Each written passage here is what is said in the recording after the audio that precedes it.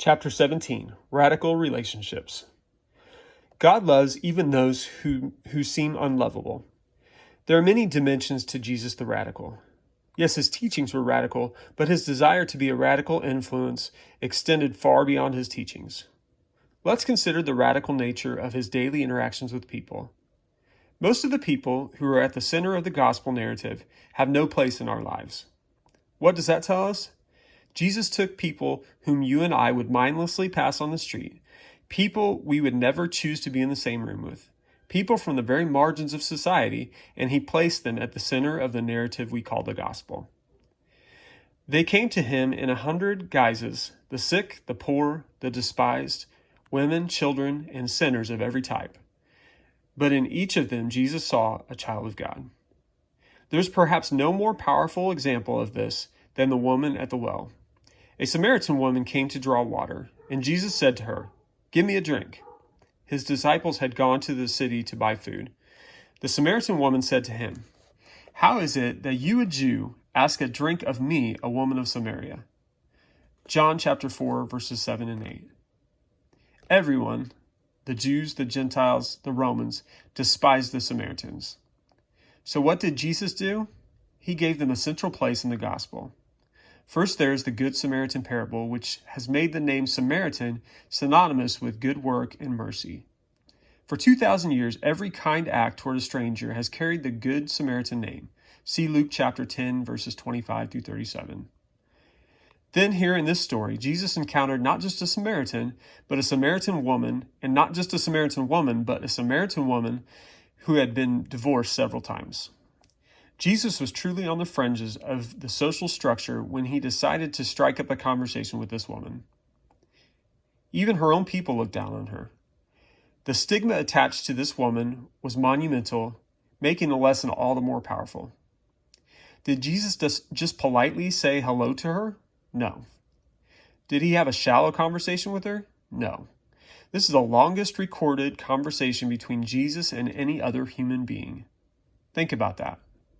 Jesus' attitude towards people was radically different because he saw in every man, woman, and child a child of God. We could talk more about the various and unlikely people Jesus spent his time with, but I think the point is well made. He made a radical choice to spend time with people on the fringes of society, and his interactions with them were radical. Jesus also had a close circle of friends, the people he did life with, and whom he chose for his inner circle is another example of the radical way he did things. In those days, he departed to the mountain to pray, and he spent the night in prayer to God.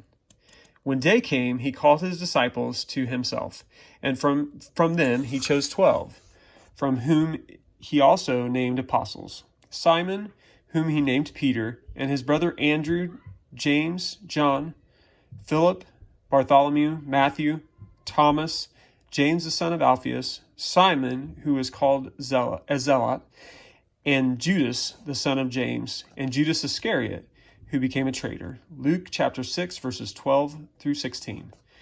If Jesus had come to you and said, "These are the 12 guys I have chosen to change the world," you probably would have questioned his judgment. The disciples were an unlikely group of men, not the all-star leadership team that most of us would have wanted if our intention were to start a movement that would transform the entire world and everyone in it in every imaginable way. Sure, the gospel is primarily a call to spiritual transformation, but the implications of that spiritual transformation reach into every corner of life and society. Jesus completely rejected the social norms of the day when he chose the people he spent time with. And I suspect he would do the same if he were alive today. What does that teach us about the people we spend our time with? There are 2 lessons here for us. First, we all need a group of people to do life with. People who walk with us through the good and the bad, who encourage and challenge us to be the best version of ourselves. Second, Jesus made a habit of going out of his way to engage people on the fringe of society. He didn't spend all of his time with them. He had his close friends in the inner circle. The point is, he never avoided people on the edge of society, and in fact, even willingly encountered them. Where are these people in your life? The Gospels are an invitation to explore all of life, to get beyond the comfortable center of life and explore the margins. The parts of life we avoid and ignore are the very parts that Jesus was most interested in. The types of people we avoid and ignore are the types of people Jesus was most interested in. What does that say about our lives? How does that invite us to change? What prevents us from changing? What are we afraid of? And have we even considered the other side of the question? Rather than always framing it negatively, what are the positive possibilities that might come about if we open ourselves to more fully embrace the gospel? Point to ponder. Every person is as important and valuable as the person you consider most important and valuable. Verse to live. Give justice to the weak and the orphan. Maintain the right of the lowly and the destitute. Rescue the weak and the needy. Psalm 82, verses 3 through 4. Question to consider. What is God saying to you through this teaching today? Prayer. Jesus, open my eyes so I can see every person I encounter each day as you see them.